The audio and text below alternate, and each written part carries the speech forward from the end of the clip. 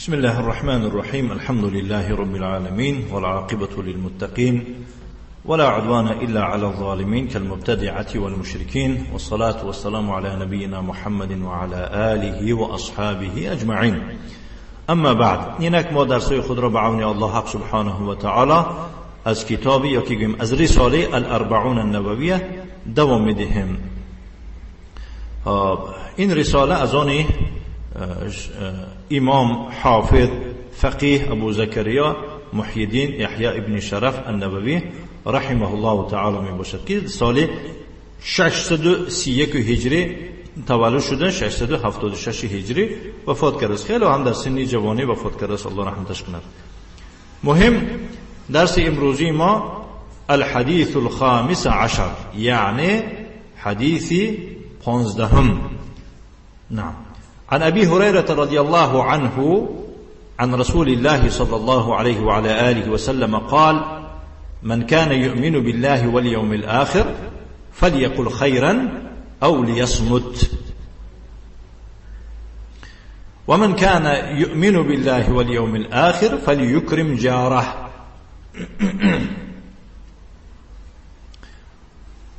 ومن كان يؤمن بالله واليوم الآخر فليكرم ضيفه.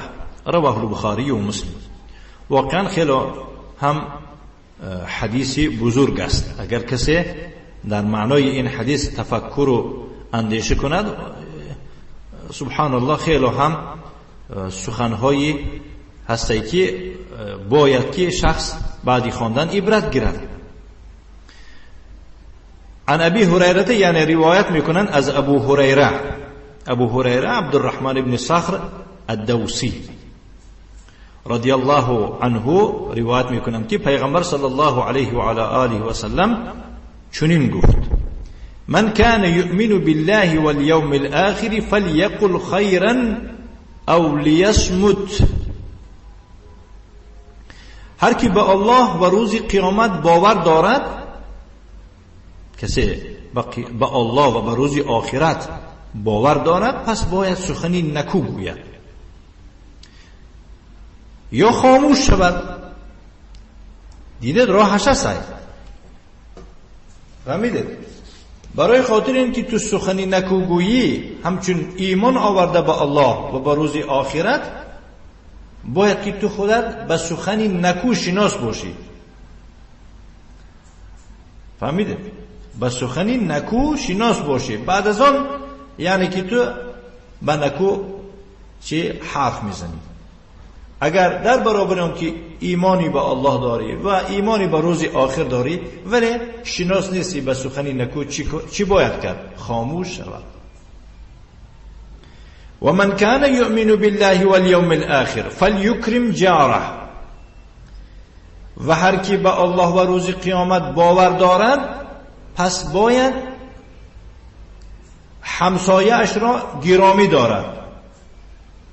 چخیلی که در روایت بخاری آمده است که فلا یؤذی جاره، یعنی همسایش آزار ندهد. خواه آزاری چی؟ فعلی باشد، خواه سخنی باشد. فهمیده؟ غیبتش نمی کنی، ناراحتش نمی کنی. فهمیده؟ در دیوار دگان چی زدنی باشی که هم دیوار باشی، باید که پرسی که من تو را ناراحت نکنم یک چیز زدن در کن و کذا. و که همسایت کم بغل باشد، اگر یعنی وقتی که او با اوقات تمام تیار کردی برای او هم یعنی که حقش جدا کن. اگر نمیدادنی باشی به خانه بعضی میوه و چیزا می آوردنی باشی، هم تو داخل خانه گردان که مثلا گیریم کودکای و دیده مثال چه وای نشون، خجالت نشون. نزد پدر و مادرش رو رفته که مثلا میگن که فلانی برای فرزنداش این خرید وای خرید، گفته وای خجالت میشد که آخه من ندارم. میگم و من کان یؤمن بالله والیوم الاخر فلیکرم ضیفه. و هر کی به الله و روز قیامت باور دارد، بس باید که مهمانش را گرامی دارد، مهمانش را اکرام کند. رواه البخاری و مسلم. این حدیث امام بخاری و مسلم هر دو روایت کردند.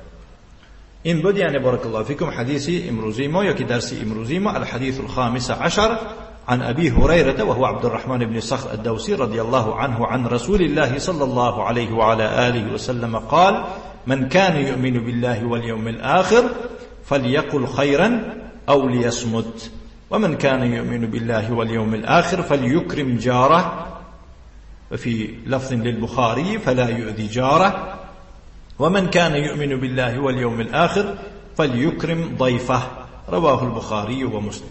نكتفي، وصلى الله وسلم على نبينا محمد وعلى آله وأصحابه وسلم تسليما مزيدا، والحمد لله رب العالمين.